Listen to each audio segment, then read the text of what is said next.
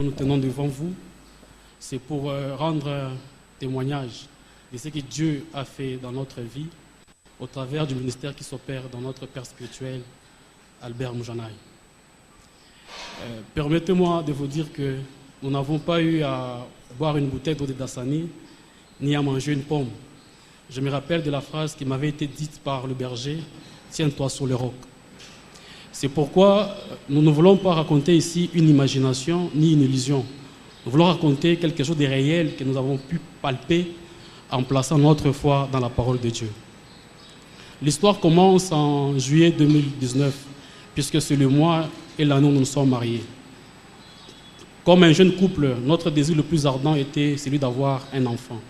Cependant, comme vous le savez, pour avoir un enfant, il faut qu'il y ait une conception. Nous avons passé 6 mois sans que ma femme ne conçoive. Cela a commencé à nous déranger. Alors un jour, une idée nous est venue que nous devions aller à l'hôpital pour consulter la médecine afin de connaître la cause. Et nous nous sommes aussi dit que nous ne pouvons pas y aller sans pour autant, au préalable, tenir informer notre berger. Et un mardi, le jour des interviews, nous sommes venus le voir, nous avons échangé avec lui, lui avons expliqué les difficultés par lesquelles nous passions, et ces jours-là, le Saint-Esprit pria pour nous. Et ces jours-là, nous avons vu la main de Dieu nous toucher. Pour essayer de vous donner une image claire, beaucoup plus rapide de ce qui s'était passé, permettez-moi ici de répéter les quelques mots rapidement de ce que le Saint-Esprit avait dit dans sa prière. Quand le Saint-Esprit priait, il dit « Éternel notre Dieu, permets que la lumière qui est dans mon âme puisse circuler dans le vin de ces 2 jeunes gens et que s'il y a une anomalie, que tu crées de nouvelles choses. » Après la prière, nous sommes sortis du bureau. Arrivés sur le trajet du bureau des diacres jusque là où musée Sékou-Sétienne, mon épouse me dira qu'elle a senti un déplacement des organes dans son sein. Au fond, bon, j'ai pris ça pour une superstition. J'ai dit non, arrête, ce sont des pensées. Elle dit non, c'est vrai, je sens cela, chérie. Alors quand elle me dit ça, j'ai senti aussi des vertiges, comme si j'étais en train de tournoyer sur moi-même. Et ces jours-là, j'ai compris que quelque chose d'étrange venait de nous arriver. Les jours qui suivaient, nous sommes partis à l'hôpital. C'était à la Jacamine Sud pour les examens. Le test avait révélé que ma sémence n'avait pas de vie pour procréer. Bon, de toute façon, je ne voulais pas croire ce que la médecine me disait, puisque je m'étais déjà sur le roc comme le Saint-Esprit me l'avait demandé. Nous sommes rentrés à la maison. Maintenant, j'étais confronté à une bataille mentale. Ce que la médecine m'avait dit et ce que je croyais en moi-même. J'ai cherché à créer une atmosphère pour essayer de garder la foi. Alors, un esprit m'avait dit d'abord que je devais garder ce problème-là secret. C'est que personne d'autre, en dehors de mon pasteur, n'avait le droit d'en savoir. De 2, je voulais aussi créer une bonne attitude, donc une attitude mentale positive, puisque je savais que Dieu réside dans cette bonne attitude. Pour y arriver, je m'étais dit, bon, nous avions eu adopté une petite fille, la fille de Fred Dani Lukuni, Blessing.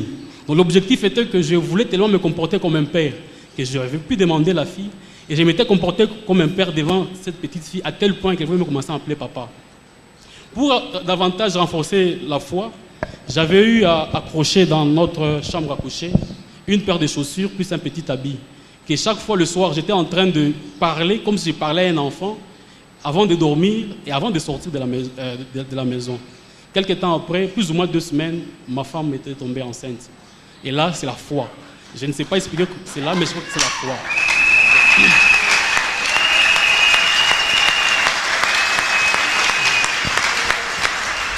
Alors, arrivé au 7e mois de la grossesse, le pied de mon épouse commençait à gonfler.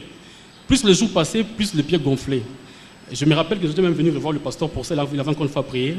Cependant, son médecin traitant s'inquiétait pour le gonflement des pieds. Elle nous avait recommandé un examen spécial. Nous sommes partis pour faire cet examen. L'examen avait relevé que le gonflement des pieds était dû à un excès de protéines. Et que aussi le dernier examen échographique avait révélé qu'il n'y avait plus de liquide amniotique. Si un médecin ici comprend ce que je vais dire, c'est que l'enfant baignait. En fait, le liquide amniotique, c'est un liquide qui permet à l'enfant de se développer. Comme il n'y en avait plus, l'enfant était déjà dans un état de souffrance. Alors pour ce fait, je m'étais rappelé encore d'une petite prière que j'avais pu formuler. Je me disais ceci, je doute de mes doutes, parce que la foi est la base de tout le miracle et de toutes les choses mystiques que la science ne peut expliquer.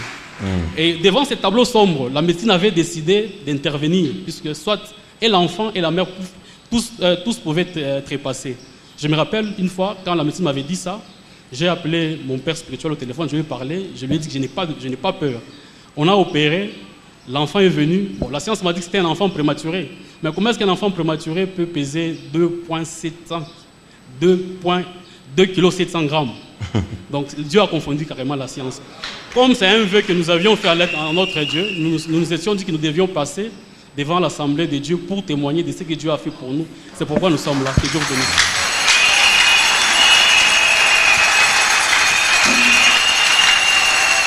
Alors pour aller plus rapidement, nous appelons le frère Joseph, le chantre.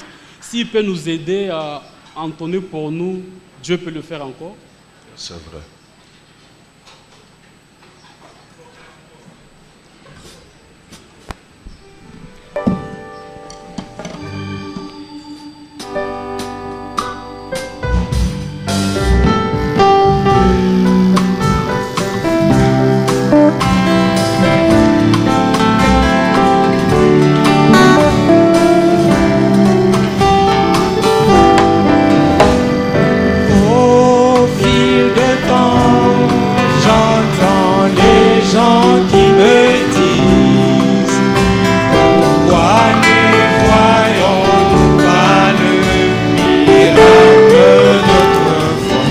Je dis, je crois toujours en ce miracle, Dieu répond aux prières. Ah, Dieu a toujours été Dieu et aujourd'hui, Dieu peut le faire encore et encore et encore, il est le rédempteur. Il a toujours été hier et aujourd'hui. Il demeure le même. Il n'y a point à douter. Je peux le faire encore. Tu pries Dieu pour tes besoins. Alors fais-lui confiance. Tu l'as fait auparavant. Il peut le faire. Son désir est beaucoup plus grand que tu ne pourrais le penser. Pour accomplir un miracle dans ta vie aujourd'hui. Oh oui, Dieu peut le faire encore et encore et encore. Il est le même. Oh, il a toujours été hier et aujourd'hui. Il demeure le même. Il n'y a point à douter. Dieu peut le faire encore.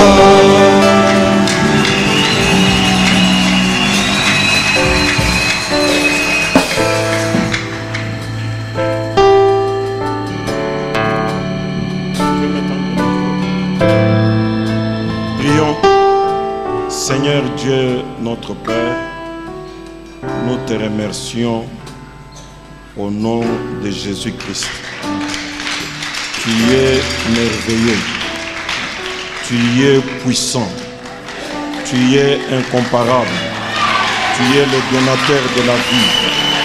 À toi la gloire, l'honneur, la grandeur, la majesté au siècle des siècles. Cet enfant que nous portons entre nos mains, c'est un miracle que toi tu as produit, Seigneur.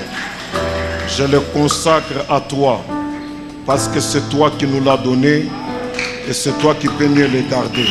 Que l'onction, Seigneur, qui est sur tes messages, l'accompagne tout au long de son pèlerinage et garde cet enfant du mal, qu'il soit un grand arbre sous lequel plusieurs peuvent trouver refuge si nous avons un longtemps à vivre. Que l'onction, Seigneur, qui est sur ton serviteur Kani, dont le nom a été honoré, vienne sur cet enfant et l'accompagne tout au long de son pèlerinage. Reçois la gloire au nom de Jésus-Christ. Amen.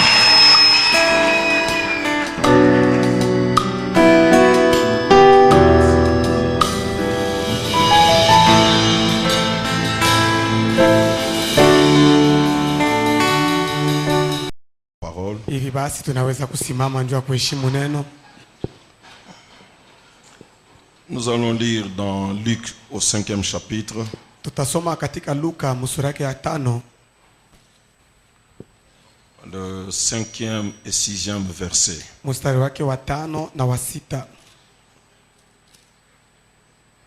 Simon lui répondit, Maître, nous avons travaillé toute la nuit sans rien prendre, mais sur ta parole, je jeterai le filet. Amen. L'ayant jeté, ils prirent une grande quantité de poissons et leur filet se rompait. Notre Père et notre Dieu, nous te remercions pour ces précieux moments que tu nous accordes. Nous nous attendons maintenant à toi. Libère ton esprit avec abondance et prêche-nous toi-même, Seigneur Jésus. Donne-nous la vie parce que tu es la vie. Amen. Redonne le courage à celui qui est fatigué. Seigneur, appelle quelqu'un qui ne te connaît pas. Touche son âme. Seigneur, réconcilie l'homme avec Dieu. Glorifie-toi, parce qu'il est écrit que l'Éternel est terrible dans l'assemblée des saints. Amen. Nous nous attendons à toi au nom de Jésus-Christ. Amen. Merci.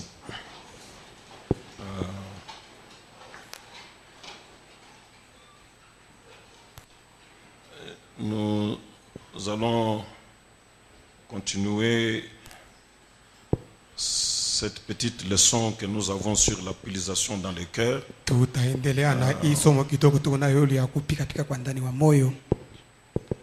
On a déjà beaucoup évolué. Tunesha kuchofa mbele kabisa.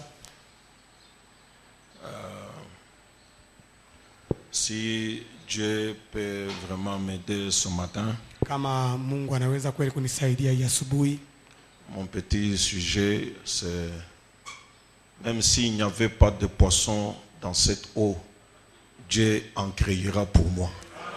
Kishina yangu ndogo ni kusema hata kama ndani ya hii maji ya mkukue samaki, Mungu ataumba samaki juu yangu.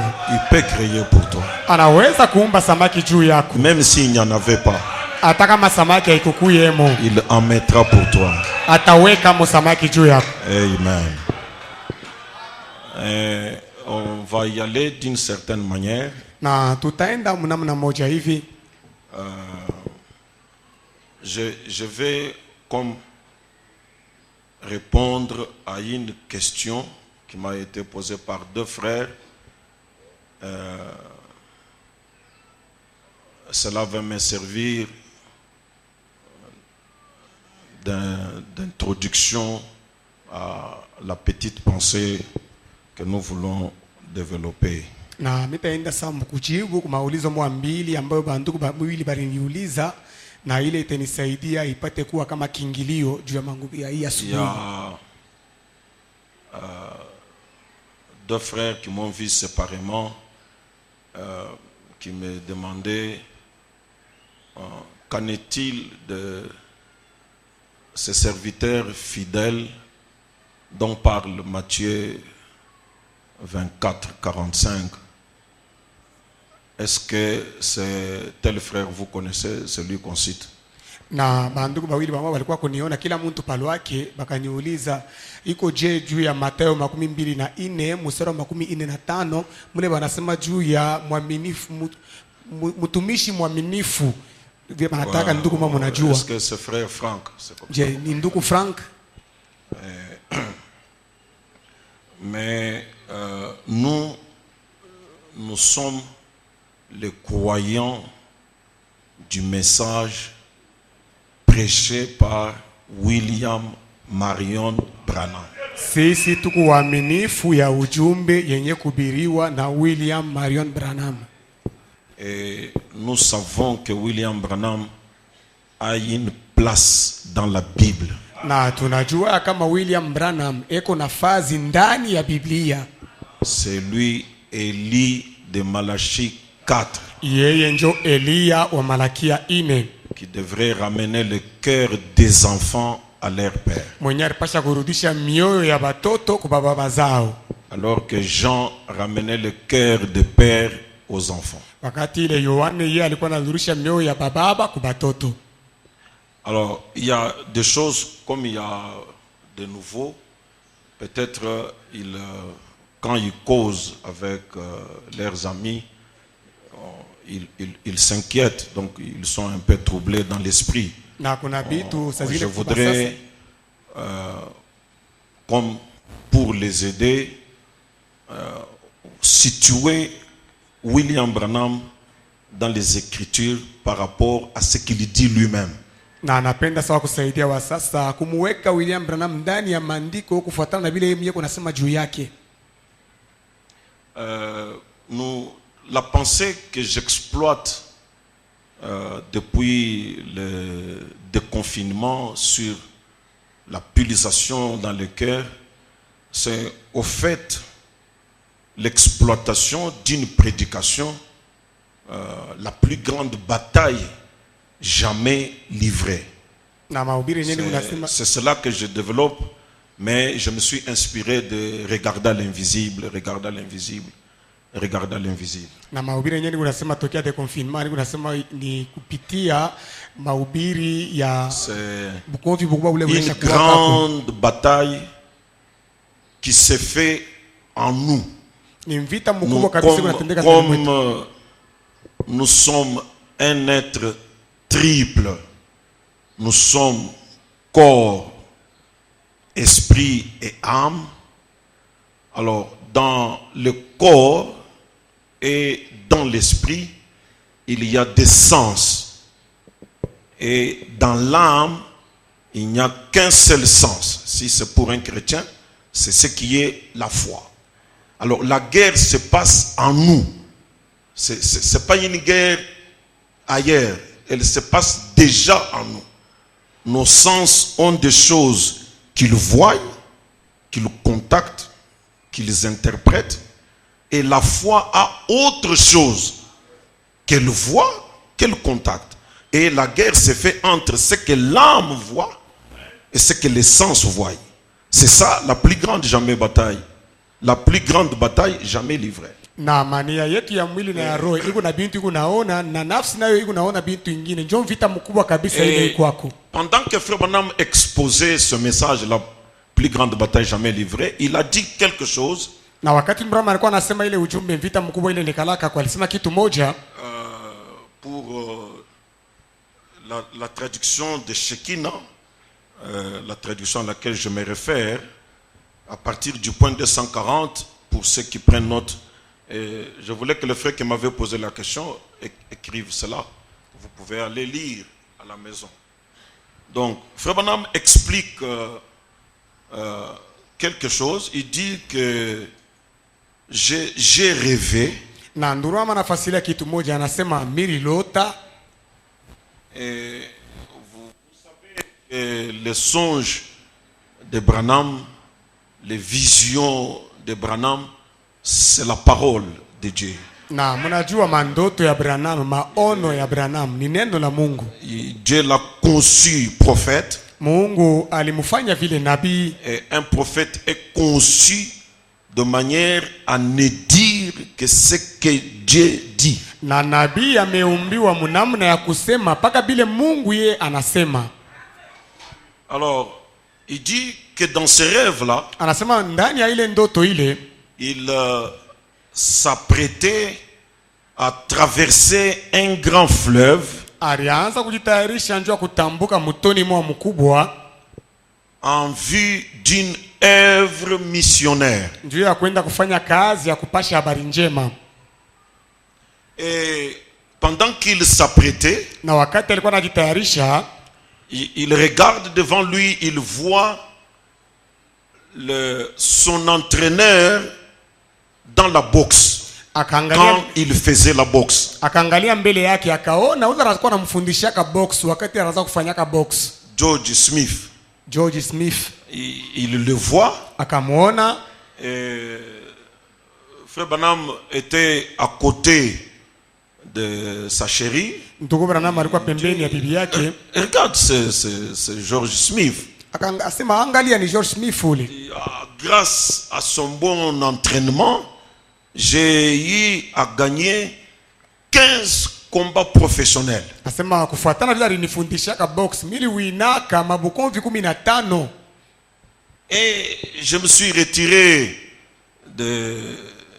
du métier pour prêcher l'évangile. Na mimi niliacha ile kazi ya box njoo kuhubiri injili. Alors quand il dit ça, Na wakati anasema vile, il dit directement la scène change. asema mara Donc moja le grand boxeur ou son entraîneur disparaît. anasema mara moja mambo ikabadilika, ule entraîneur wake coach wake akapotea.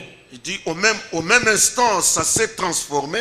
C'est alors j'ai vu que je me mettais à traverser une grande eau. Asema mara moja bikageuka na Une étendue d'eau plutôt. nikaona niko natambuka mtoni moja ya maji.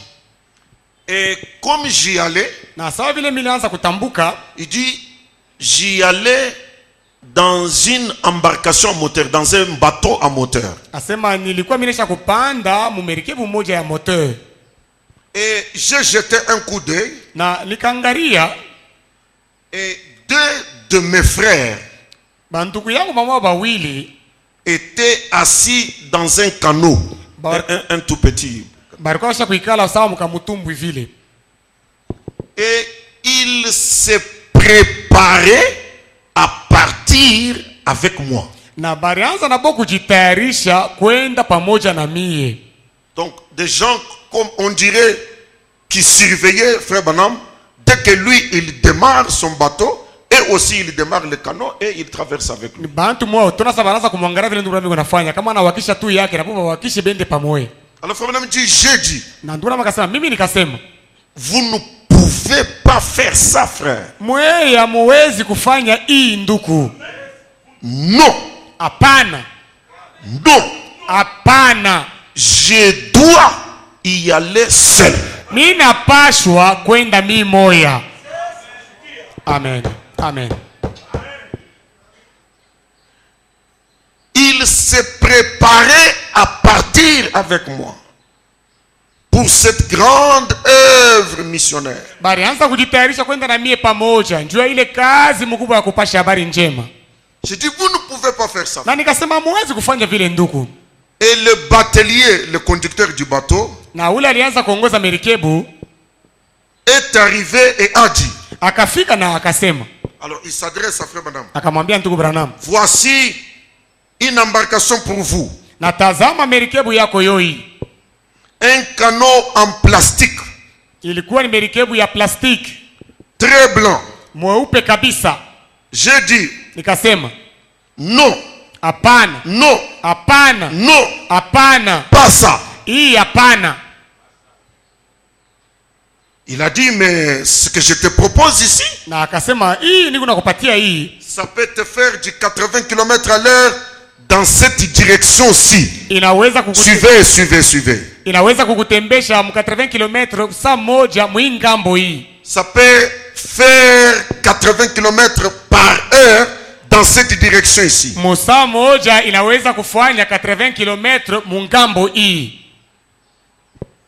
Mais Frère Branham lui dit, mais moi, Na ndugu Rama akamwambia, lakini mimi il me faut traverser dans cette direction-là. inanifai mie nitambuke mwingambo hii. Ce n'est pas dans la direction que toi tu me montres. Haina kuingambo ile wewe kunanyonyesha. Alors le batelier dit à Frère Branham, Sasa ule kuongoza merikebu akamwambia ndugu Branham, alors allez-y avec ces gars-là, na hivi les basi deux frères-là. kama ni vile kumbi wende na wale bandugu bawili bale. J'ai dit, Na mimi nikasema, ce ne sont pas des bateliers. aba haina benye kuongoza mamerikebu. Ils ne sont pas conducteurs de bateaux. Aba wezi kuongoza mamerikebu. Ils ne s'y connaissent pas assez.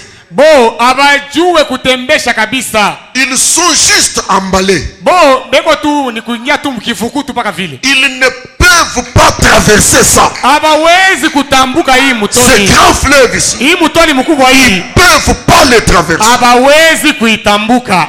Ils vont se noyer là-bas. Batengia mumaji kule. Tous les deux. Bote bawiri. C'est Frère Madame qui dit ça. Ndugu Ramjio anasema vile. Ils vont se noyer là-bas.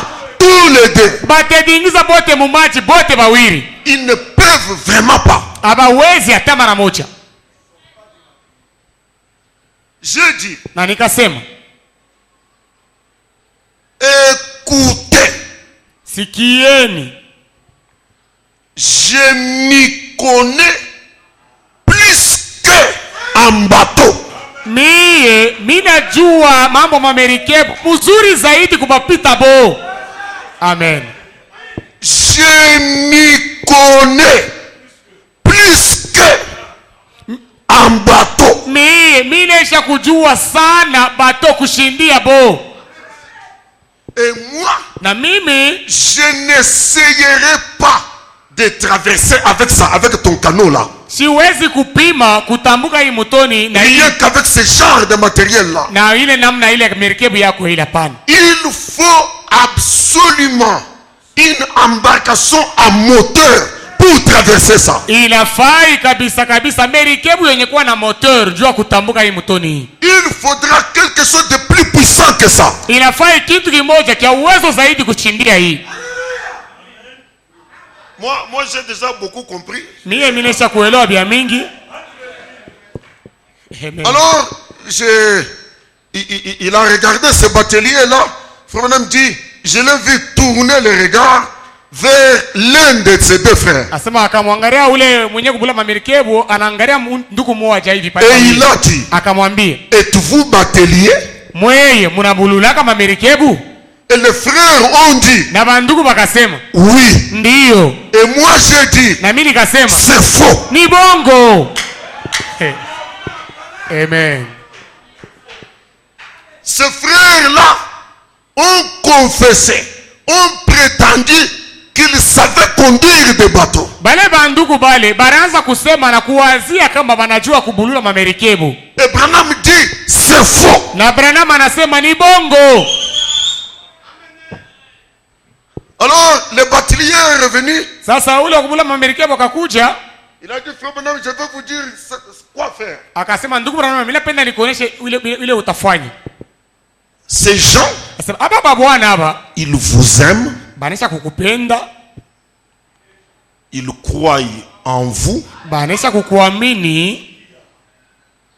Et si vous essayez de traverser dans l'embarcation à moteur, ils essayent de vous suivre dans ces canaux. Kama mweye Mungu napimba kutambuka na merikebu yenye kuwa na moteur, bobe uko napimba kukufuata na utu tuma mitumbu Ils yabo. vous aiment, Banesha kukupenda, ils croient en vous. banesha kukuamini. Et si vous essayez de traverser avec ces bateaux à moteur, Na kama mweye munapimba kutambuka na hii bato ya moteur, bo ils chercheront toujours à vous suivre avec leurs canaux. batatafuta mpaka kukufuata na hii mamitumbu yabo hii.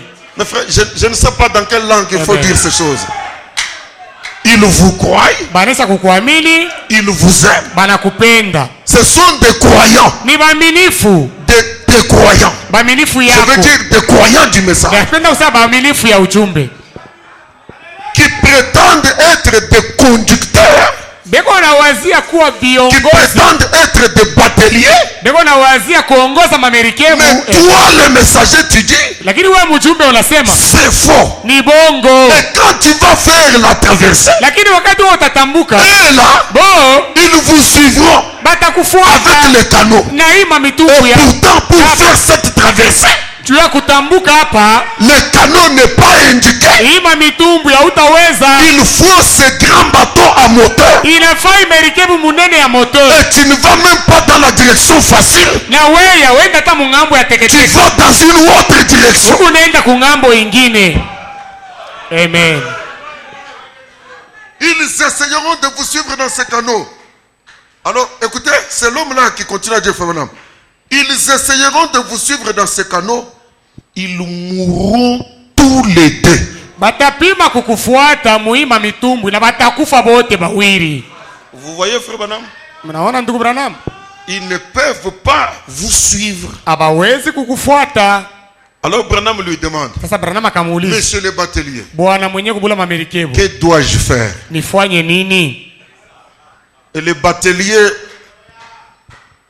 a dit, Na mwenye kubula mamerikebu akasema, vous suivez? Mungu nafuata. retournez là-bas. Murudie kule. Akamwambia ndugu Branham, sema rudia kule. Il n'y a qu'un seul petit magasin dans tout ce pays. Mui inchi yote hii. Mungu magazin hii moya tu. Répète encore. Mu inchi yote mujima hii. Magazin ile kwa muni moya bule. Amen. Il n'y a qu'un seul petit magasin dans tout ce pays. Un seul. Kuko tu magazin mwa kidoko ndani ya hii inchi yote muzima moya. Et vous, na mweye Branham, vous n'avez qu'à y emmagasiner des provisions en abondance. Amen, amen. Wewe Branham unapaswa kuenda kuyasha mule, kuchungia chakula mule ya mingi. Qui doit mettre de nourriture dans ce seul magasin pour tout le pays? Na ni nani anapaswa kuweka chakula muile magazin moya njuu ya inchi yote? Laissez-moi vous dire Acheni niambie que nous savons que par la révélation de son, tunajua kama kupitia ufunuo wa mihuri Dieu avait sorti Israël de l'Égypte pour un pays naturel. Mungu alitoshaka Israeli mu Misri njuu ya kuinchi ya Et mwili. dans le spirituel, Katika kiroho Dieu nous a envoyé Moïse, Mungu alitutumia Musa, William Branham, parce qu'il a ouvert un nouveau pays. njuu alifungula inchi mupya. Et pour ce pays, Na njuu ya inchi ile il n'y a qu'un seul magasin. magazin iko ni moya bule. Et celui qui doit faire des provisions Na ule anapaswa kuchungia chakula pour ce seul magasin, juu ya ile magazin moya c'est vous. ni weye. Qui? Amen. William Marion Branham. Nani? William Marion Branham. Amen. Amen. Vous n'avez qu'à y emmagasiner des provisions en abondance. Maintenant, écoutez. Sasa sikieni. Et Na là, hapa bawiri hapa. qui voulaient partir avec vous, Hapa balipenda kwenda na weye. ils resteront ici Batabakia hapa pendant que vous serez partis. wakati ile weye utaenda. Quand vous serez partis, Wakati weye utaenda, et ils resteront ici. bo hapa batabakia hapa. Mais vous, Lakini weye il vous faudra emmagasiner des provisions. inakufai uchungie chakula. Alors, Branham dit, Sasa Branham et akasema, là, na pale j'en commandais de toutes sortes. nikaanza kulombesha machakula ya manamna ya J'ai kuachana. commencé à commander des nourritures de toutes sortes. Nikaanza kulombesha machakula ya manamna yote, Des choux, mashu, des navets, malave, des radis maradi et tout. na biote, Les sons, miuri, les amen, tonnerres. mamingurumo. Monsieur, quelle heure est-il? Bwana ni wakati. J'en commandais Nikaanza kulombesha de toutes sortes. ya manamna ya kuachana. Qui commandait? Nani anaanza kulombesha? Branham. Branham. Qui doit faire la provision? Nani anapaswa kuchungia chakula? Branham. Ni Est-ce que quelqu'un Branham. peut dire amen? Amen. Amen. Amen. Et j'ai les entassés dedans. Na mie Branham nikaanza kuyasha mule ndani chakula. Et alors, Na pale je me suis réveillé. nikashutuka. Je ne savais pas de quoi il s'agissait. Na sikujue ile mambo ni mambo kani. Mais maintenant, je le sais. Lakini hapa sasa mimi najua ilikuwa nini. Voyez, Mnaona? nous emmagasinons les provisions, frères. Tuko nachungia machakula nduku. Cette vie en est une où il vous faut marcher seul. Maisha hii uzima hii maisha hii inakufai utembee wewe Écoutez ce mwenyewe. qu'il dit. Msikie vile anasema. Leo, tu te rappelles le songe que tu as eu quand tu es venu ici la première fois Unakumbuka ndoto ile niliyotaka wakati tulikuyaka hapa siku ya kwanza? au sujet de la pyramide? Kwa mambo inaangalia piramide. Tu pensais Ulianzaka kuwazia pouvoir monter jusque là. kupanda kufika na kule yulu. Amen. Unaanza kuwazia kupanda kufika na kule kunchongo.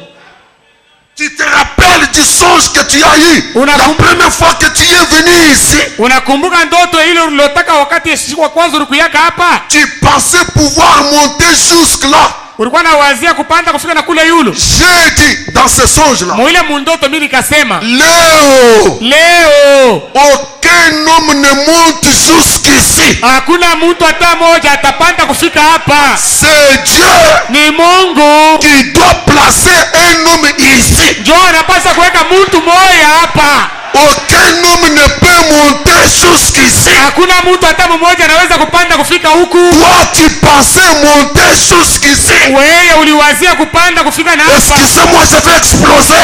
Hebu napenda kupasuka. Les gens pensent Bahati beko na wazia qu'ils peuvent monter au niveau des Branham. ya kama wanaweza kupanda kufika mwatua ya Branham. Sachez-le, Mjue ile personne ne doit monter jusqu'ici. hakuna mtu anaweza kupanda kufika huku. C'est Dieu qui doit placer un homme ici. Ni Mungu ndiye anapaswa kuweka mtu moja hapa. C'est un placement céleste. Ni kuwekwa kwa mbingu. C'est un placement divin. Ni kuwekwa kwa kimungu. Ce n'est pas l'effort d'un homme. Haina nguvu ya mtu. Ce n'est pas le calcul d'un homme. Haina hesabu la mtu. Branham dit, Branham anasema c'est Dieu qui doit placer un homme ici. ni Mungu ndiye anapaswa kuweka mtu moja hapa. Tu as atteint toutes les hauteurs qu'on peut atteindre physiquement. Il dit à Léo. Ulifika kumahatua maburefu ile mtu anaweza kufikia mkimwili. Mais tu ne peux pas venir ici. Lakini hauwezi kwenda kufika na hapa. Léo, retourne en bas. Rudia chini. Léo, amen. retourne en bas. Shuka chini. Est-ce que quelqu'un peut le dire avec moi? Amen. Léo, retourne en bas. Shuka chini. Contente-toi de dire aux gens Wewe furahiwa tu kwanza kuambia bantu que cela vient de Dieu. ya kama ile inatokea kwa Mungu. Amen. Léo, retourne en bas. Rudia chini. Contente-toi de dire aux gens. Wewe furahiwa tu kuambia bantu. Albert, Nasema Albert, retourne en bas. rudia chini. Contente-toi de dire à Rehoboth Wewe furahiwa tu kuambia que ce que vous voyez là, kama hivi unaona hivi ça vient de Dieu. inatokea ni kwa Mungu.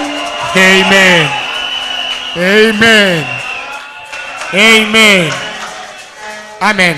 Quel est ton rôle? Kazi yako wewe ni nini? Quel est le rôle de tous les Éphésiens 4? Kazi ya Waefeso 4 bote ni nini? N'essayez pas de monter là-haut. Mushipime kupanda kule yulu. Retournons en bas. Turudieni chini. Contentons-nous Na sisi tufurahiwe tu. de dire aux gens Na kuambia bantu que ce que nous voyons, ya kama hivi ce que tunaona nous entendons hivi de tunashikia celui qui est au sommet ya ule là, anatokea kule c'est yulu kule. quelque chose qui vient de Dieu. Ni kitu kiende kutokea kwa Mungu. Amen.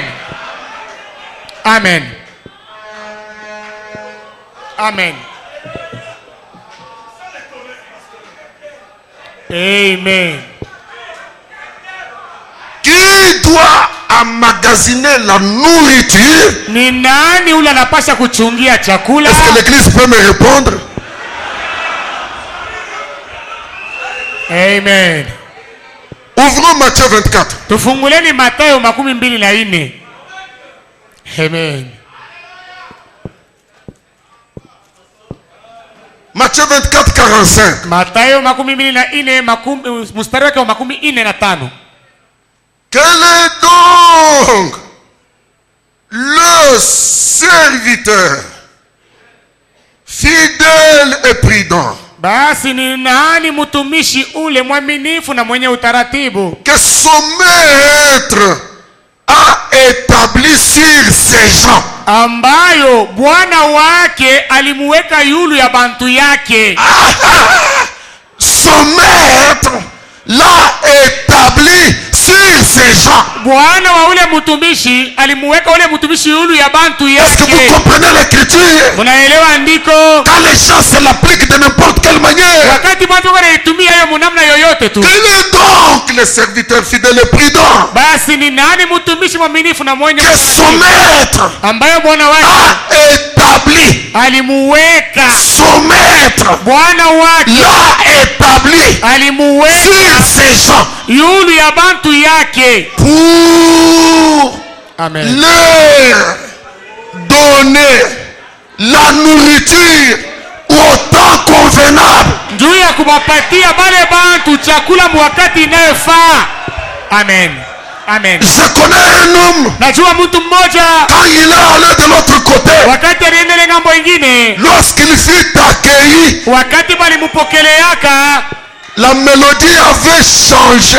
mwimbo ilibadilikaka. Il voulait s'asseoir avec tout le monde. Alipendaka kuikala na bantu bote, Mais lakini il lui a été dit, bakamwambia tu n'as pas un siège weye hauna na kichi parmi nous. hapa chini katikati yetu. Ton siège Kichi kyako est élevé kiko yulu au-dessus de notre. yulu Parce que ya nini sur terre, ya dunia. tu as été chef. Wewe ulikuwaka shefu. Montrez-moi la place de Franck. Mwenyeonyesha kwa fuashi ya Frank, Le serviteur fidèle, mtumishi mwaminifu. son maître, Bwana wake l'a établi sur ses gens. alimuweka yuli ya bantu Et yake, l'homme que Dieu a établi sur nous, na muntu ule Mungu aliweka yulu yetu c'est William Marion Branham. ni William Marion Branham, Et l'homme qui doit faire des provisions, na muntu anapaswa kuchungia c'est William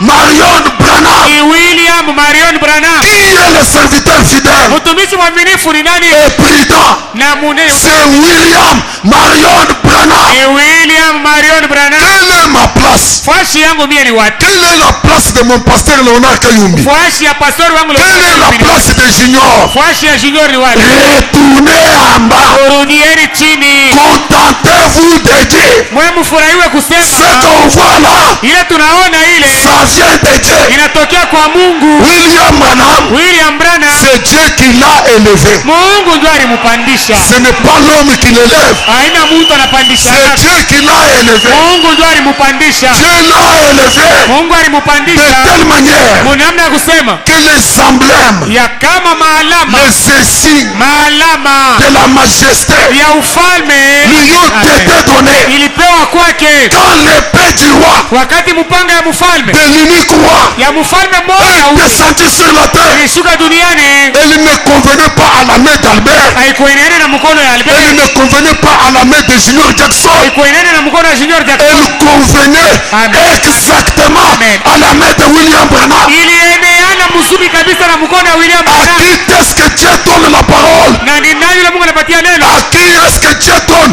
la nourriture spirituelle au temps convenable? Ni nani yule Mungu anapatia chakula ya kiroho wakati inayofaa? Excusez-moi d'exploser. Unirehemu kupasuka. La nourriture spirituelle Chakula ya kiroho au temps convenable wakati inayofaa nous est apportée beko natuletea par le Fils de l'homme. kupitia mwana wa mtu, Et la colonne de feu na nguzo la moto n'est pas le Fils de l'homme. haina mwana wa mtu, Et la chair humaine na mwili ya mtu n'est pas le Fils de l'homme. haina njo mwana wa mtu, Mais le Fils de l'homme, lakini mwana wa mtu c'est le Seigneur Jésus, ni Bwana Yesu revenu au milieu de son mwenye peuple kurudi katikati ya taifa pour être juu ya kuwa de nouveau mara ingine tena un prophète. nabii, Et dans la chair, na katika mwili dans la chair, umwili dans laquelle ambayo le Fils de l'homme mwana wa mtu se manifeste, eko najionekana c'est la chair ni de mwili William Marion Branham. ya William Marion Branham. Ça doit être un prophète. Anapasha kuwa nabii, Et dans cette génération, na mkizazi hiki il n'y a qu'un seul, kuku mpaka mmoja tu le prophète de l'âge. nabii wa kizazi, Il n'y en a pas deux. habana bawili. Dites à tous ces gens Ambieni bale bantu bo qui essayent de prendre le canot, bale bako napima kubulula ils meriketo mourront tous là. bote watakufa mumai. Amen. Haleluya. Amen. Amen. Amen. Alléluia. Amen. Alléluia. Alléluia. Amen. Il n'y a qu'un seul magasin. Duka ni moja tu. Amen. Amen. Amen. Il n'y a qu'un seul magasin. Magazin Dans tous les pays, iko moja. il n'y a qu'un seul magasin. Muinchi yote mujima magazin ni moja tu. Et le patron, le magasinier, le patron de l'approvisionnement, c'est William Marion Branham. Na shefu wa kuchungia chakula ni William Marion Branham. C'est lui qui connaît où arracher les carottes, Yeye ndio anajua ni wapi atapata makaroti, où prendre l'idiam, ni wapi atenda kubeba biama, où trouver ceci, ni wapi atapata où vifulani, trouver des choux ni wapi atapata mashu pour faire la salade. juu ya kufanya C'est salad. William Branham. Ni William Branham. Nous tous ici, Shemo taba en bas, chini pour témoigner. juu ya Nous kushuhudia. témoignons. Tuko na shuhudia. Nous témoignons Tuko na que shuhudia. dans cette génération, Kama wiki za- Dieu a envoyé un Mungu prophète. alituma nabii. C'est en cela que nous montons. Njoo muile nisha tuko napanda Nous mpaka ne maisha devons tu. pas chercher à imiter cet homme-là. Hatuwezi kutafuta kumfuatilisha ule mtu Est-ce que ule. j'ai un croyant ce matin? Amen. Même quand Junior Jackson Hata wakati Junior a Jackson envié William Branham alimtamania William sur Branham, un cheval blanc, yule ule farasi mweupe, comme un commissaire indien, sawa ule chef wa baindia. et que Branham lui a dit, attends une minute, tu auras quelque chose pour toi. Branham alimwambia sasa, chunga kidogo utapata na wewe. Le cheval de Junior Jackson Farasi wa Junior Jackson n'avait pas les mêmes dimensions que le cheval de William Branham. ashikukuwa bunene moya sawa farasi wa William Branham. Écoutez, je me suis en train de dire, Sikieni niko mon niambia, petit ministère huduma yangu kidogo avalé dans Malachie 4. banaweza kuimeza Le ministère de X ya fulani avalé dans Malachie 4. Le ministère de Y avalé dans Malachie ndani ya 4. Malakia 4. Amen. Amen. Amen. Maintenant, Sasa je vais commencer ma prédication. tena kwanza mahubiri yangu. Monsieur le chef du magasin, Bwana shefu wa magazin, donne-moi la nourriture. unipatie chakula.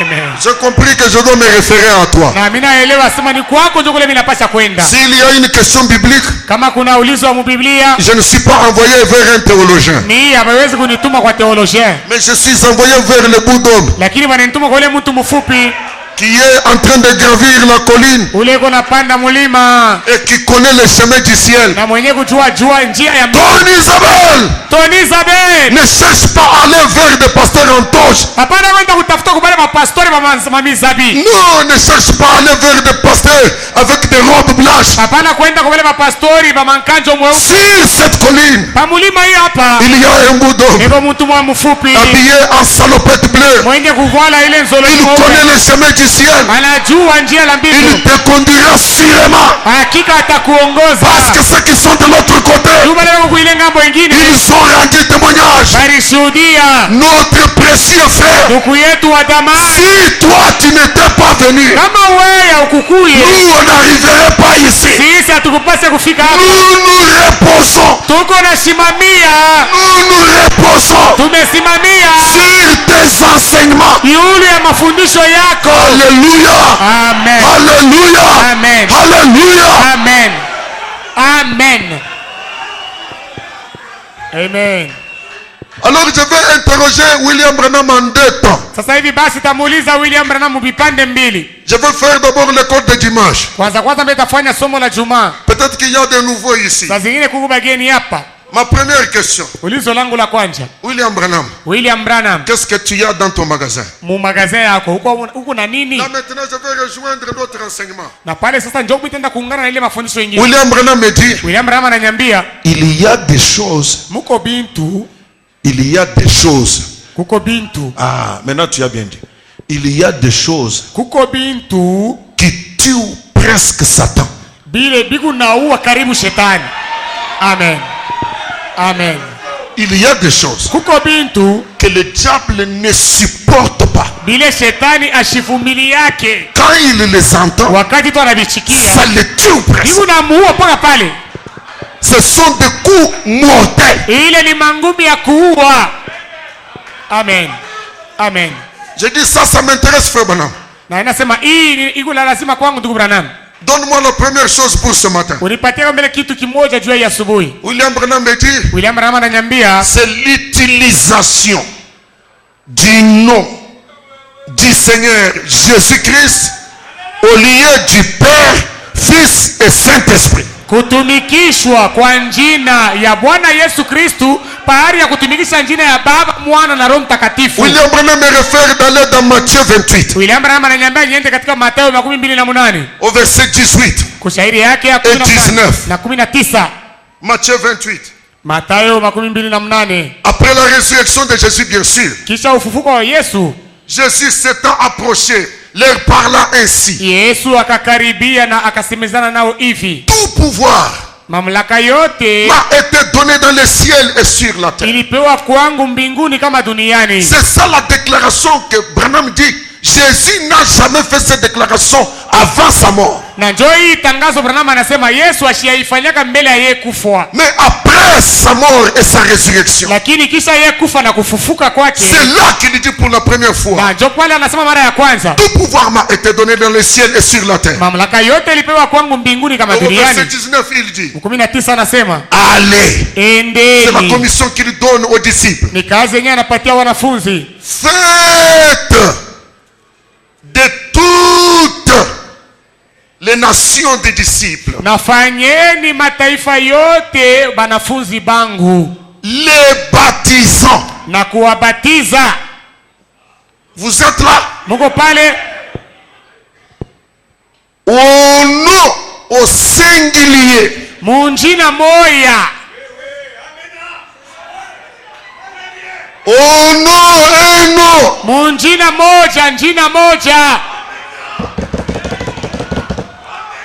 Faites de toutes les nations des disciples. Fanyeni mataifa yote wanafunzi Les baptisant. na kuwabatiza Au nom munjina moja du Père, ya Baba, du Fils ya Mwana et du na Saint-Esprit. ya Roho Mtakatifu.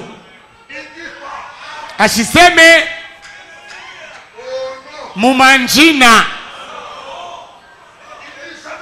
asiseme hata mara moja vile, Mais il dit au nom. lakini asema munjina moja Clairement, wazi wazi. Hapa c'est qu'il y a une personne ni kusema kuna mtu mmoja qui a un nom mwenye kuwa na njina moja et qui est à la fois na eko mara moja Père, Baba, Fils, Mwana Saint-Esprit. na Roho Mtakatifu. Parce que Père, Juu Baba, Fils Mwana et Saint-Esprit, na Roho ce Mtakatifu n'est pas les noms. haina njina, Ce sont des fonctions de quelqu'un. ile ni makazi ya mtu. Moi, Albert, Mi Albert j'ai un nom. niko na njina yangu Albert Moujanai. Albert Mujanai, Mais je suis un père. lakini niko baba, Je suis un pasteur. niko pastori. Est-ce que vous êtes d'accord avec moi? Mnanishikia? Je suis un ingénieur. Mimi niko Si ingenieur.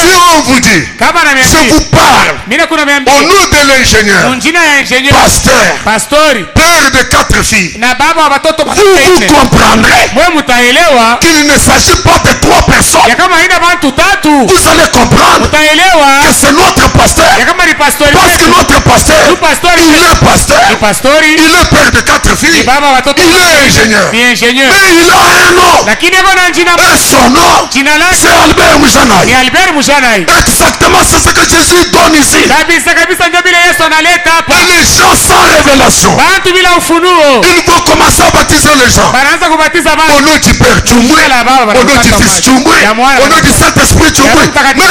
Mais ce n'est pas ça la chose. haina njoo yenyewe kitu Écoutez ile. ce que Frère dit. Sikieni ile Durama anasema Dans Seigneur, montre-nous le Père. katika Bwana utuoneshe Baba. Au paragraphe 98.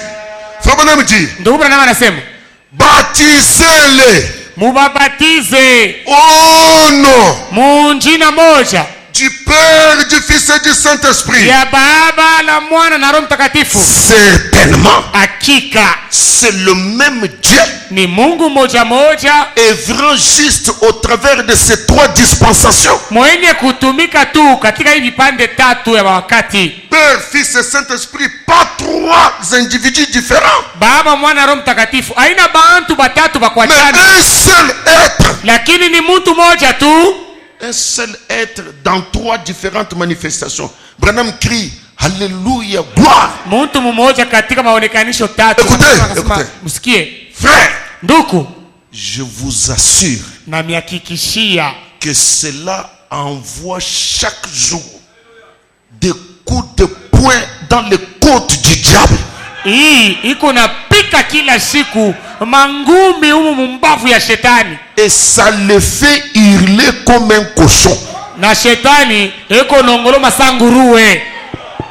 Quand il reçoit, quand vous donnez la révélation, Wakati munaleta le ufunuo Père, Fils, Saint-Esprit, ya Baba, Mwana na Roho c'est Mtakatifu, un seul être, c'est une seule personne. Vous ne connaissez pas ce qui se fait dans le camp de Lucifer.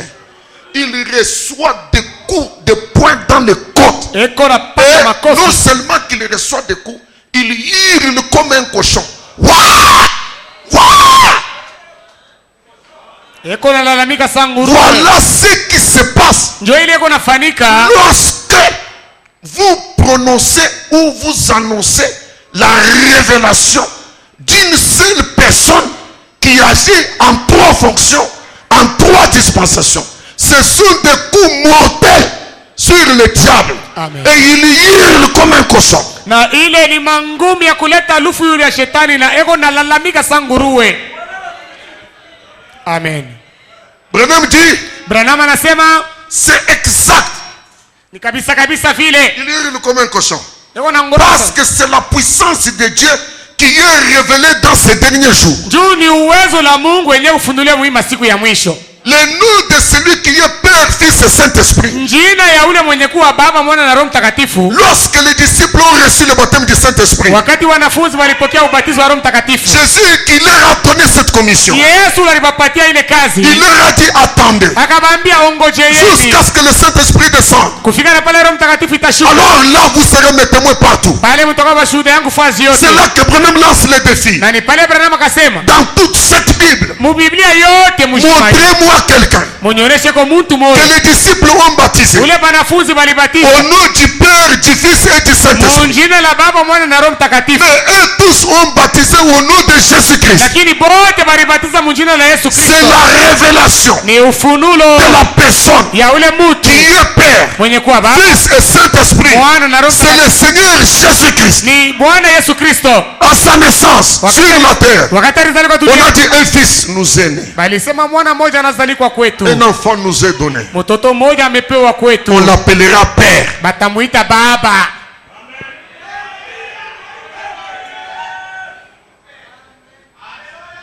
Les Juifs lui ont posé la question. Wayahudi wakamuuliza, Tu parles beaucoup de ton Père, montre-nous le Père. unasemaka sana mambo ya baba yako, tuoneshe baba yako. Il y a longtemps que je suis avec vous. Peko wakati mrefu kabisa niko pamoja na mwewe. Et toi, tu ne m'as pas connu. Na wewe haunijui. Celui qui me voit, Mwenye kuniona mimi voit le Père. ni baba ule anaona. C'est pour cela, Ndio kwa maana la révélation ufunuo de l'unique personne ya ule mtu mmoja tu qui a agi comme Père, ule alitenda kama baba, qui a agi comme Fils, kama mwana, qui agit comme Saint-Esprit, mwenye kutenda kama Roho c'est Mtakatifu. le Seigneur Jésus-Christ. Ni Bwana Yesu. C'est ça son nom. Ndio jina Et yake. frère Branham dit, le seul nom humain de Dieu, Na ndugu Branham anasema jina mmoja ya kimuntu ya c'est Jésus. ni Yesu. Je répète, le seul nom humain.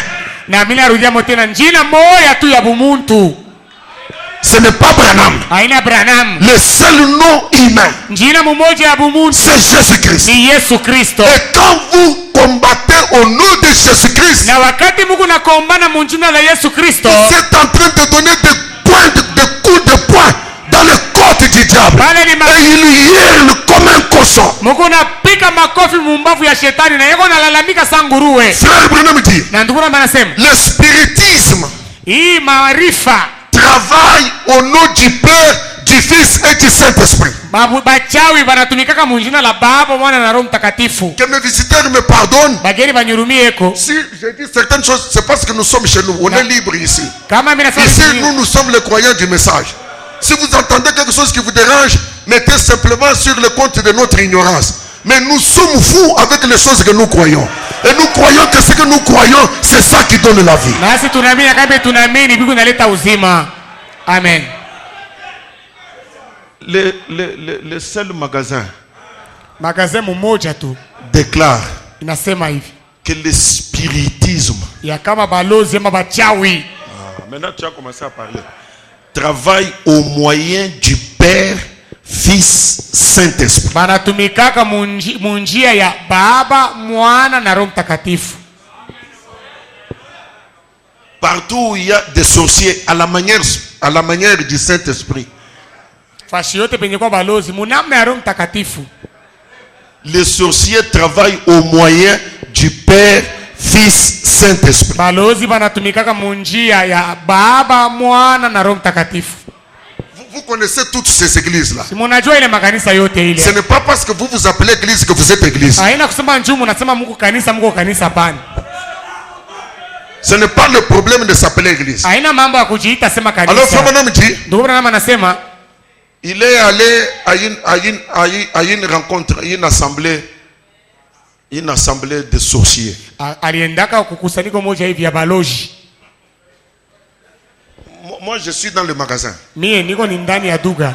C'est là que je tire. Njoo mule mimi natosha hii. Peut-être c'est une carotte. Saa zingine ni karoti mimi natosha. Amen. Peut-être c'est l'aubergine. Saa zingine ni nyanya Dans d'autres magasins. mu magasin. Et c'est l'unique Na iko imoya pour tous les pays. muinchi yote. Si les gens veulent se ravitailler, kama watu wanapasha kwenda qu'ils viennent kupata chakula, demander. bakuye balombe kule.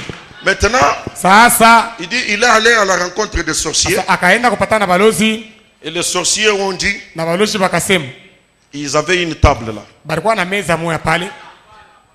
Au nom du Père, Munjina la Baba, Fils, Mwana Saint-Esprit, na Roho Mtakatifu. table, soulève-toi. Meza shimama yulu. Et la table a quitté la terre Na meza ikatoka chini pa udongo. Inalamuka mumpepo. en l'air. Mumpepo. Un miracle. Mujiza. Au nom du Père, Fils, Saint-Esprit. Mujiza munjina la Baba, Mwana na Roho Mtakatifu. Et la table est restée en l'air. Meza ikabakia mumpepo. Et la table en montant, Na wakati je meza ne sais pas ilipanda, s'il y avait une guitare dessus. mishijua kama palikuwa kitari mwa pale yulu. Et la guitare est montée. Na kile kitari Et kikapanda. la guitare a commencé à jouer seule. Na kile kitari kinaanza kurimbia kio kinyewe. Quel miracle. Mujiza kanini. Il n'y a personne pour toucher la guitare. Hakuna mtu kwa napika mansambo kule. Alors tous les gens à esprit faible Sasa bantu- qui étaient tout autour là, Bantu wote wale walikuwa na maroho ya teketeke wale walikuwa ils pembeni. sont Dieu. Hapa beko na Mungu. Écoutez, d'abord, ils ont utilisé le nom du Père, Fils, Saint. C'est biblique. Mbele walitumia jina la Baba, Mwana na Roho Mtakatifu. Shiko mu Biblia. C'est biblique. Iko mu Biblia. Vous dites qu'il n'y a que vous qui avez Dieu. Mungu anasema ni paka mmoja Mungu na Mungu. Mais nous avons aussi Dieu. Bantu Nous bote na produisons des miracles. shetu kuna Dieu Mungu. écoute nos prières. Mungu anashikia kama anajiboka maombi. Essayez, écoutez ce que je vous dis. Na mupime sigari ile na Dieu miambia. écoute même les prières des démons. Mungu anashikia kama maombi hata mademona. Amen. Dieu écoute tout le monde. Mungu anashikia kama bantu bote. Mais Dieu ne convertit pas tout le monde. Lakini Mungu ashigeuzake bantu bote. Amen. Il ne convertit que ses enfants. Anabadilishaka paka watoto yake. La table en l'air. Meza Au nom du Père, Fils, Saint-Esprit. kwa jina la Baba, Mwana na Roho Mtakatifu. Quand je dis les choses en swahili, je dis en français. On me fait toujours des remarques que quand tu dis dans certaines langues là, on ne saisit pas. Tu es là pour ça. Le swahili, tu connais, non? Oui. Est-ce que j'ai parlé en Tchiloup? Non. Maintenant, Sasa le bout d'homme, ule mtu mfupi le magasinier, mwenye duga ule il regarde la table là, anaangalia ile meza en l'air. iko La mumpepo guitare qui joue seule. na kitari kiko nerimbia kio Les gens sous émotion. Alléluia! Mungu bala haleluya. Makatambambambambambamba. Bashara na barabara. Shabalalalalalalalala. Mungu est quoi pas? Dieu est ici. Mungu est quoi pas? Dieu est ici. Branham me regarde. Branham akaangalia Il dit, asema avec tout ce qui est à moi, asema hii yote yenye kwa c'est faux. ni bongo. Une prophétie sort. Matabiri inatoka. Cet homme est un incrédule. Huyu mtu ni wa C'est kutoka un incroyant. ashiamini. Il dit, oui, Sema ndio. je suis incrédule à ce bazar. Tikie hii bintu ya ovyo hivi. Parce que cette chose Hiki kintu n'est pas faite conformément aux Écritures. akifaniwe kufuatana na maandiko C'est le diable. ni shetani. Amen. Amen. Vous appelez Père, Fils, Saint-Esprit du diable. Mungu anasema Baba, Mwana Branham na répète, shetani. c'est du diable. Branham akasema ni shetani. Maintenant, on lance le défi. Sasa wakaleta pinganisho. Si toi tu as Dieu, Kama wewe uko na Mungu, fais descendre la table. shusha meza ishuke chini. Branham dit, Branham akasema avec tout ce qui est à moi, na yote yenye kwa ndani mwangu je savais nilikuwa shakujua que c'est du diable. ya kama ni ya shetani. Surtout que c'était fait au nom du Père, Fils, Saint-Esprit. Je savais. Zaidi vile alifanywa mjina la Baba, Mwana na Roho Mtakatifu. Mimi nilikuwa nimeshakujua. J'ai voulu expérimenter Sema mimi nilipenda nionje la puissance uwezo du nom dans lequel j'ai été baptisé. ya munjina ile yenyewe nilibatiziwa. Alléluia. Amen. J'ai regardé la table. Nikaangalia meza. J'ai dit, toi Nikasema, table, we meza, au nom des cieux élevés, munjina ya mbingu ya juu, descends. shuka. Meza iko paka pale. Toi, esprit mauvais, We mpepo mchafu, au nom des cieux élevés, munjina ya mambingu yenye kupandisha, dis la vérité. sema kweli Que ceci n'est pas de Dieu. ya kama hii haina ya Mungu. Rien n'a bougé. Hakuna hata kitu kama kilitenka. Amen.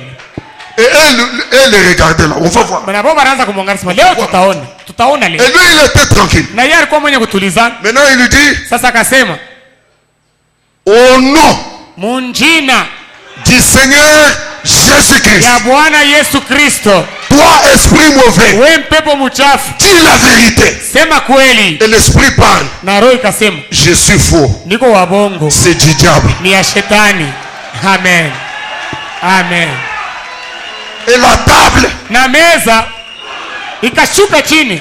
j'ai saisi le nom de Jésus-Christ ce matin. Inabamba jina la Bwana Yesu Kristo ya asubuhi. Si tu avais un obstacle devant toi, Kama ulikuwa na kizuizo mbele yako, au nom du Seigneur Jésus-Christ, munjina la Bwana Yesu Kristo, que l'obstacle tombe. kizuizo kile kianguke. Et j'ai confiance Na ninatumaini dans la puissance du nom de Jésus-Christ. uwezo la jina la Yesu Cet Kristo. obstacle-là est tombé. Kile kizuizo kinaanguka. Quand tu sortiras d'ici, Wakati utatoka hapa, tu témoigneras utashuhudia que le Dieu de ya Branham, kama Mungu wa Branham, le Seigneur Jésus-Christ, Bwana Yesu Kristo, c'est lui le véritable Dieu. yeye ndio Mungu wa kweli. Tous les fétiches, Madawa yote c'est du mensonge. ni vya bongo. Même s'ils s'opèrent des miracles, Hata kama wanatenda ce sont des faux miracles. ni mamiujiza ya bongo. Jésus a des miracles authentiques. Yesu yako na mamiujiza ya kweli. Vous venez d'entendre le témoignage de Jésus. Unatokea kufuata ushuhuda wa Yesu. D'une semence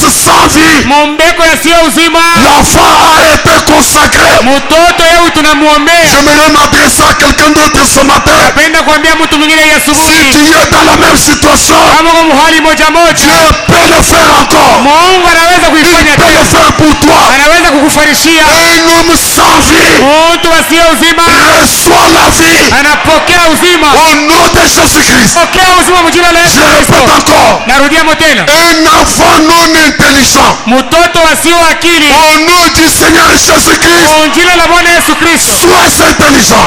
pata akili. Est-ce que quelqu'un peut dire Amen? Amen. Est-ce que quelqu'un peut dire Amen? Amen. Je suis prêt à faire une déclaration. Niko tayari kufanya tangazo moja. Le Dieu qui avait écroulé le Dieu Dagon, Mungu aliangushaka ule Mungu Dagoni, qu'il entre en scène, aingie kiwanzani, qu'il renverse tous les dieux Dagon aangushe miungu yote qui Dagoni. étaient sur vos chemins, Ile ilikuwa mumanjia yetu, sur vos travaux, yule ya sur makazi, vos foyers, yule ya sur majamii, vos maisons, yule ya sur manyumba, vos enfants, yule ya watoto qu'ils wetu. soient renversés au nom de Jésus-Christ. Jina la Yesu Kristo. Ce matin, je déclare Hii asubuhi natangaza des enfants batoto yako qu'on appelait des enfants sans wale intelligence. wanaitwa sasa ni batoto wasio Le akili. Saint-Esprit les déclare super. Roho Mtakatifu anabatangaza majuu kabisa. Il y aura des célébrités dans ta maison. Utapata bantu ya kavumu munyumba À yako cause du nom du Seigneur kwa Jésus-Christ, ajili ya jina la Bwana Yesu Kristo. vous allez trouver les sorciers. Mutapata balozi Sens dessus, sens dessous. benye kufulamuka Et ils confesseront. na batakiri. Alléluia. Amen. Alléluia. Amen. Ils confesseront. Batakiri Ils sont faux. ya kama ni babongo. Jésus est vrai. Yesu ndio wa Si kweli. vous le croyez, Kama mnaamini, dites Alléluia. haleluya. Dites Amen. Amen. Dites Hosanna. Hosana. Reçois une bénédiction. Pokea Au nom de Jésus-Christ. jina la Yesu Kristo. C'est lui le Dieu suprême. Yeye ndio wa Acclamons kabisa. pour le Seigneur. Amen. Amen. Amen. Amen. Je veux atterrir. napenda kushuka. William Branham. Dis-moi encore une chose William Branham, nionyeshe tena kitu moja qui fait mal à Satan. kile kiku na muuma shetani. C'est ce que nous étions en train de voir. Ndio ile tulikuwa tunaona. Frère Branham dit, Ndugu Branham anasema Dieu, Mungu il est un Dieu bon. ni Mungu mwema Bien sûr. kweli. Il vous accorde Eko namipatia les désirs de votre cœur. kutaka kwa mioyo zenu. Croyons simplement en lui.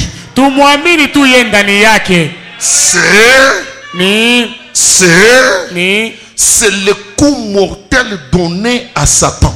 Ni ngumi ya kumuua shetani. Quand un homme prend Dieu au mot, frère, Wakati mtu anabamba Mungu kumisemo nduku. quand un homme prend Dieu au mot, frère, Wakati mtu anabamba Mungu kumisemo nduku. cela tuera Satan chaque fois. Ile kila mara itaanza mpaka kumuua shetani. Quand un homme prend Dieu au mot, Wakati mtu anamubamba Mungu kumisemo, cela tuera Satan chaque fois. ile kila mara itamuua shetani. C'est le coup le plus dur que Satan puisse recevoir. Ndio ngumi ya nguvu kabisa ambayo shetani anaweza Quand kupokea. un homme prend Dieu au mot. Wakati mtu anamubamba Mungu kumisemo. Alors, est-ce que vous êtes prêts ce matin?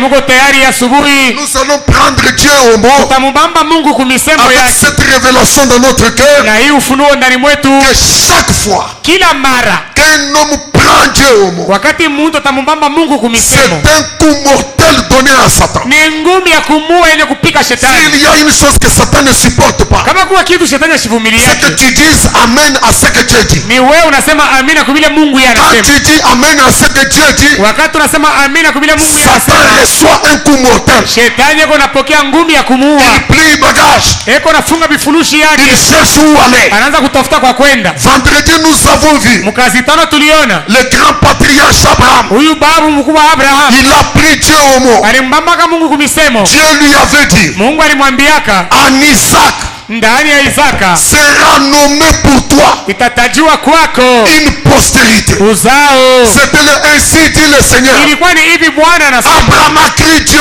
au mot. Abraham alimbamba Mungu kumisemo, Et il a vu quelque temps après Dieu venir. na aliona wakati kitoko Mungu Lui kuja dire, Abraham, kumwambia Abraham, offre-moi Isaac. unitolee Isaka. Abraham n'a pas douté de Dieu. Abraham ashikushaki yake Il a Mungu, dit, c'est Dieu m'a déjà dit. alisema Mungu ashakunyambia, Et Dieu vient de te parler. na Mungu anatokea kukwambia En prononçant le nom de Jésus-Christ. mkutangaza jina la Yesu Kristo. Il t'a dit quelque chose. Alikwambia kitu moja. Abraham s'est dit, Abraham akasema c'est Dieu m'a dit Mungu ndio aliniambia qu'en Isaac ya kama kupitia Isaka sera nommé pour moi une postérité. utakuya kwangu uzao.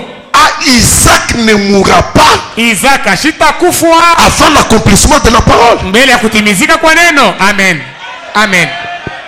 Parce qu'il me dit de lui offrir Isaac. Njoo yeye aliniambia nimtolee Isaka. Je sais Mimi najua qu'il me met devant un test. ya kama ananiweka ni mbele ya kipimo. Je veux tuer Isaac. Kamuua Isaka. Lui Yeye et tenir à sa parole. analazimisha kuungana kwa neno Il lake. sera obligé Iko na shimani neno lake de me analazimisha redonner Isaac. kunipatia mara yote Donc Isaka. Isaac Isaka ne mourra pas. ashitakufa. C'est là que je vous disais vendredi. Nilikuwa nimebeba pale mkazi. Ton Isaac Isaka wako qui t'a été donné par Dieu ule Mungu alikupatia ne mourra pas. ashitakufa. Merci Jésus. Amen. Ton travail Kazi yako qui t'a été donné par Dieu ile Mungu alikupatia ne mourra pas. haitakufa. Dis-toi toi-même, Wewe mwenyewe sema j'irai avec à l'adoration. nitaenda naye kukuabudu, Je retournerai avec. nitarudia naye. Parce que Dieu Juu Mungu ne peut pas nier sa parole. asiwezi kukatala neno lake. Quand Abraham Na wakati Abraham a pris Dieu au mot, alimubamba Mungu cela kumisemo, a produit un miracle. ile ilifanya muujiza. Contrairement à l'arbre de la connaissance du bien et du mal, Kuachana na mucha ya kujua vizuri na vibaya, un bélier est apparu à un endroit où, selon la science, un bélier ne peut pas vivre. kondoo mwanaume akatokelea fashi moya kufuatana na elimu hapawezi kuishi ngombe. Prends Dieu au mot. Wewe umubambe Mungu Dans kumisemo, un endroit le plus mauvais, mufazi ya mubaya kabisa, tu vivras un miracle. utaishi muujiza. Il est le Dieu de sa parole. Yeye ni Mungu wa neno lake. Un bélier Kondoo à mwanaume un endroit panafazi où le bélier n'existe pas. mule kondoo asikawezi kuwako. Manger Kurieni dans la disette. katika hii njala hii. Amen, amen.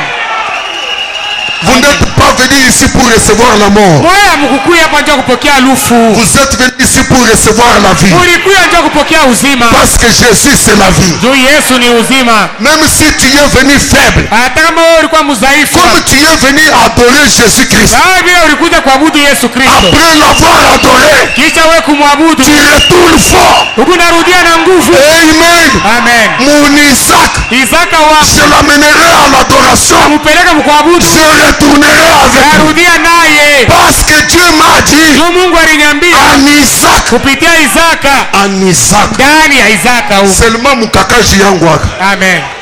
ntauza Amen. mampango Amen. mpaka mukaji Je yangu vais acheter même les mpaka parcelles. mukaji yangu Toujours dans ce travail ici. ntauza mpango Je vais acheter les mpaka parcelles. mukaji yangu Dans ce travail, ntawowesha batoto je vais faire marier. mpaka mukaji yangu Dans ce travail ici, ntakula je vais manger. mpaka mukaji yangu Toujours dans ce travail ici, ntavala. je vais m'habiller. Seulement en Isaac, Paka ndani ya Isaka. seulement en Isaac, Paka ndani ya Isaka. ton Isaac ne mourra pas. Isaka wako Parce asitakufa. que Dieu ne reniera pas sa parole. Mungu asiwezi kukatala neno lake. Un homme qui prend Dieu au mot, Mtu mwenye kummama Mungu il kumisemo. donne un coup mortel à Satan. Eko nampika cha kuua shetani. Le démon de la mort est chassé. Demona walufu wamefukuzwa. Le démon de la destruction est chassé. Na demona maharibifu wanafukuzwa. Prenez Dieu au mot. Mubambe Mungu Et kumisemo. pour ce matin, Na juu ya hii asubuhi, un homme mtu mmoja avait pris Dieu au mot. alimbambaka Mungu kumisemo. C'était Pierre. Ilikuwa ni Petro. Jésus l'a trouvé. Yesu akamupata, Il a péché alilopola toute la nuit. bushiku bote bujibu. Selon les lois de la science. Kufuatana na masheria la elimu. Toute la nuit. Bushiku bote Il bujibu. n'a rien attrapé. Asikubambe kitu. Ça voulait dire Maana yake ni kusema que ces eaux-là, ya kama mwile maji il n'y avait pas de poisson. amukukwe samaki, Il n'y avait pas de poisson. amukukwe samaki. Parce que la Bible témoigne Juu Biblia qu'il inashuhudia était un pécheur expérimenté. ya kama Petro alikuwa wakulopola mwenye kubiua. Il est né à côté des eaux. Alizalikweka pembeni ya Il maji, connaissait la pêche. alikuwa sha kujua Et kulopola. parce qu'il a pêché toute la nuit sans rien attraper, c'est qu'il n'y avait rien. Maana yake alisema amukukwe kitu mumaji. Maintenant Jésus apparaît. Yesu akatokelea. Quand lui était fatigué, Wakati ye Petro alikuwa sha kuchoka, quand lui il n'avait plus rien à faire, wakati Petro asikuwa na cha quand kufanya, les raisonnements étaient au bout, wakati mafikiri yake ilifika quand mwisho, les sens étaient bloqués, wakati mania yote ilifunga, Jésus apparaît. Yesu Et akatokelea. ce matin, Na hii asubuhi Jésus t'apparaît. Yesu anakutokelea. Après que tu aies senti des blocages, Kisha wewe kusikia après que tu aies senti des coinçages, kisha wewe kusikia kuzuizwa, Jésus apparaît. Yesu Ne anatokelea. fais plus attention Hapana kuangalia à ce que tes yeux ont vu, ile macho yako à ce inaona, que tes oreilles ont ile entendu. masikio yako ilisikia. Jésus est ici. Yesu eko Il hapa. vous a dit vendredi, Aliniambia il n'est pas seulement Jéhovah Jireh, ana mpaka Yehova, mais il est Jéhovah Shammah. yeye ni Yehova Shama. Celui qui pourvoit Yeye ndio kuna est taarifa. ici présent. Eko hapa. Il est ici dans cette salle. Eko ndani ya chumba hiki. Par sa fidélité Kupitia à sa uaminifu wake, propre parole, neno lake il a déjà dit, anaweza là kusema où deux pale mawili ou au trois matatu se rassemblent à mon nom, kusanyika mjina langu, je suis au milieu d'eux. katikati yao. Que le vent de Jésus-Christ Pepo ya Yesu Kristo balaye cette salle. itembee Que vous mchumba huu. sentiez des vibrations Utasikia de sa kutetemeka propre présence. ya uwapo wake. Il est apparu devant Pierre. Alionekana Il lui mbele, a dit, akamwambia tu as péché, ulilopola tu n'as rien attrapé. haubambe kitu. Et selon ta connaissance, Kufuatana vile il unajua n'y a pas de poisson hamuna samaki dans ces eaux. muhii maji, Mais sur ma parole, lakini kufuatana na neno langu jette le filet. wewe tupa makila. Rehoboth tabernacle. Rehoboth meskani. Sur ma parole de Jésus, Kufuatana na neno la Yesu jetez le filet. mutupeni makila. Et Pierre Na Petro a oublié ses sens. akasaba mania yake, Il a oublié tous ses sens. akasaba mania yake, Il a dit, akasema il est vrai nili ya que kweli, j'ai essayé, nilipima je n'ai pas trouvé. sikubambe kitu, Mais lakini sur ta parole, kufuatana na vile wewe unasema. alléluia, Amen. sur ta parole. Kufuatana na vile unasema. Est-ce qu'un croyant peut le dire avec moi? Sur ta parole. Amen. Amen, amen. Amen. À cause de sa Kwa présence, ajili la uwapo wake Pierre a jeté le filet. Petro alitupa makila, Il n'était pas capable asikukuwa na uwezo de tirer le ya filet kukokota ile makila à ile cause du poids des poissons. kwa ajili ya uzito ya samaki. C'est là que Branham dit, Pale Branham anasema même s'il n'y avait pas de poissons, hata kama mkukue samaki, Dieu en créerait. Mungu ataumba. Voici le titre de ma prédication. Même si il n'y a pas de poisson dans cette eau, Dieu en créera pour moi. Est-ce que tu peux le dire avec moi? Même si il n'y avait pas de poisson dans cette eau, Dieu en créera pour moi. Même s'il n'y a pas l'argent à Lubumbashi, Dieu en créera pour toi. Est-ce que quelqu'un peut dire Amen? Même s'il n'y a pas du travail pendant ce temps de la pandémie, Dieu en créera pour toi. Même si il n'y a pas de diplôme qu'on peut donner au 4e recours, Dieu en créera pour toi. Reçois la création de Dieu. Puisse le Dieu de Branham, le Dieu que nous servons de tout cœur, remplir vos poches, remplir vos maisons. Là où c'était sec, trouver quelque chose. Là où tu avais échoué, réussi, réussi, réussi. Shalom.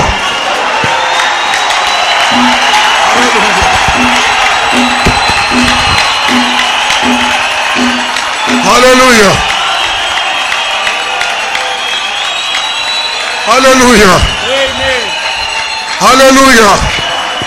Est-ce que quelqu'un peut crier à haute voix? Je suis plus que la veuve de Sarepta. Si la veuve de Sarepta avait mangé pendant les temps de crise, toi, tu es plus que la veuve de Sarepta. Tu dois manger.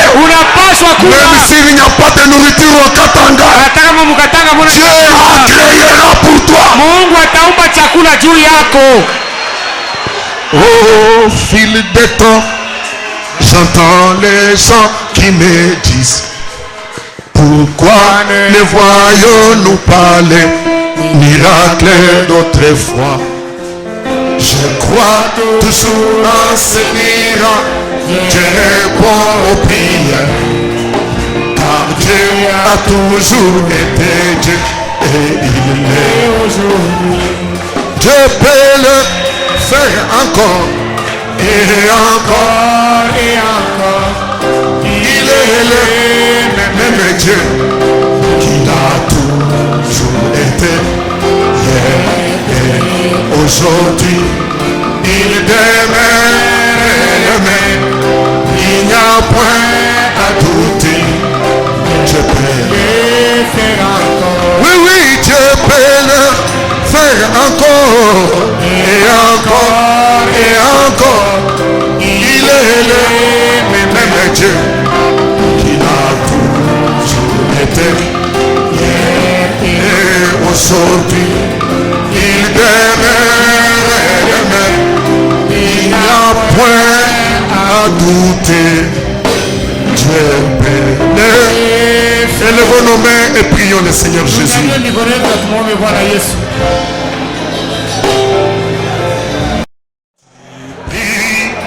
Dieu pour tes besoins, alors fais-lui confiance. Dieu l'a fait auparavant, il peut le faire encore.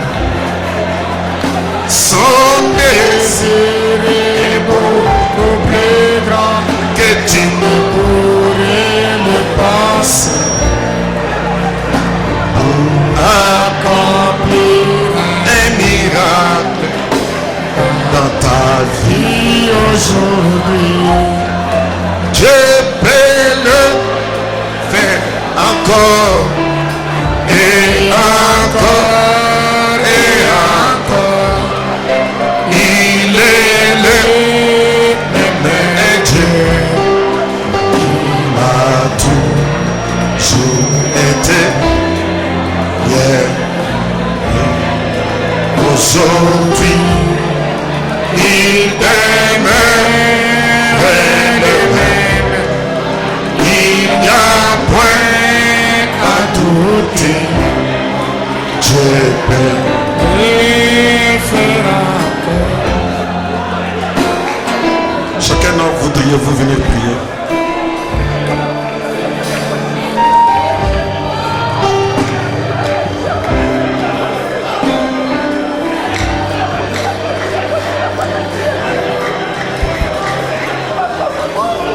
Dieu Tout-Puissant, Créateur des choses visibles et invisibles, l'incréé, celui qui existe par lui-même, le Seigneur Jésus-Christ, Dieu de William Marion Branham, notre Dieu. Ce matin ici, nous sommes réconfortés. Nous sommes bénis, Seigneur. Nous disons merci au nom de Jésus-Christ pour nous avoir envoyé William Marion Branham. Il n'y a pas quelqu'un qui peut l'égaler aussi. De nos qu'à nos jours, il n'y a pas un prophète qui dépasse William Marion Branham. Seigneur, c'est celui-là ton serviteur fidèle. Oh Dieu, nous venons de l'écouter. Il nous a parlé. C'est la bouche de Dieu en ces derniers jours. Seigneur Jésus-Christ, le diable ce matin ici a eu des coups mortels. Seigneur, en utilisant seulement le nom de Jésus-Christ, Oui. le diable, tout ce qu'il avait de bonne mise sur chacun de tes enfants, n'importe quel obstacle, c'est tombé ce matin au nom de Jésus-Christ. Amen. Seigneur, seulement au nom de Jésus-Christ, en te prenant au mot, Oui, Seigneur. ce matin ici, le diable a eu encore un coup mortel. Nous avons un témoignage qui venait d'être donné ce matin ici. Quelqu'un déclarait que ces cellules ne peuvent pas donner la vie, n'avait pas de vie. Il a porté un enfant. Amen. Ce matin ici, ceux qui se retrouvent dans le même camp, oh Dieu, en te prenant au mot, ce matin ici, par la foi, ils doivent mettre au monde. Amen. Et le témoignage qui sera donné va faire éclater ta gloire, Seigneur. Alléluia. Merci, Seigneur. Ton serviteur a prononcé des bénédictions sur nous.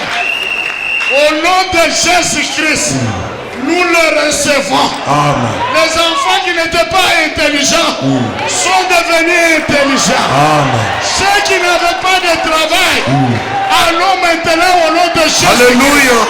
Ceux qui étaient frappés par des crises, en Jésus-Christ, pas de crise, pas d'insécurité. Oh Dieu, nous devons piétiner la crise. Amen. Au nom de Jésus-Christ. Amen. Oh Dieu, ceux qui étaient malades sont guéris. Au nom de Jésus-Christ. Nous croyons que tu es Jéhovah Jireh. Amen. Et puis, toi le Jéhovah Jireh, tu es aussi Jéhovah Shammah. Amen. Comme tu es présent ici avec nous, tu es le Dieu de miracles, Amen. le Dieu de prodiges, Amen. le Dieu, oh Seigneur, le Créateur. Maintenant, Seigneur, manifeste-toi dans ta grande puissance. Seigneur Jésus, nous voulons t'admirer Oui, Seigneur. dans ta bonté. Oui, Seigneur. Tu es Jéhovah Jireh. Merci, Tu Seigneur. es Jéhovah Rapha. Tu es Jéhovah Nissi. Tu es Jéhovah Shalom. Tu es Jéhovah Shammah. Que ne peux-tu pas faire? Tu crées même les organes. Les nouvelles organes. Oui, Seigneur. À la place de ceux qui étaient morts. Seigneur, ceux qui avaient des cancers, c'est extirpé au nom de Jésus-Christ. Ceux qui avaient des diabète, c'est enlevé au nom de Jésus-Christ. Ceux qui souffraient de n'importe quelle maladie, ils sont déclarés guéris au nom de Jésus-Christ. Satan, tu as eu des coups mortels. Tu ne peux rien encore devant nous. et tu ne nous feras rien. Nous sommes ici maintenant. Notre Dieu fait des choses et nous constatons. Nous disons Amen. Nous disons Amen. Et tu es chassé au nom de Jésus-Christ. Merci Seigneur. Merci Père. Pour ton serviteur que tu as utilisé puissamment ce matin. Un canal par lequel nous sommes venus ce matin.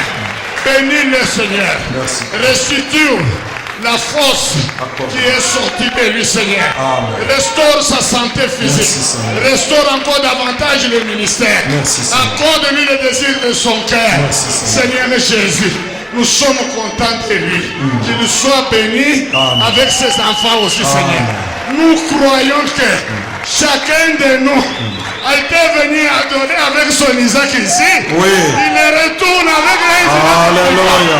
Merci Seigneur. Merci, Nous Seigneur. croyons que tout ce que nous t'avons demandé en prière, nous l'avons reçu. Nous le verrons s'accomplir. Sois loué Seigneur. Merci, Seigneur. Sois élevé. Merci. Sois glorifié. Merci. Sois magnifié. Merci. Merci Seigneur. Nous t'avons ainsi adoré au nom de notre Seigneur et Sauveur Jésus-Christ. Amen. Amen. Merci Seigneur. Alors, donnez-moi un peu de temps. Wanipatia watu wakati kidogo. Je vais bénir le mariage.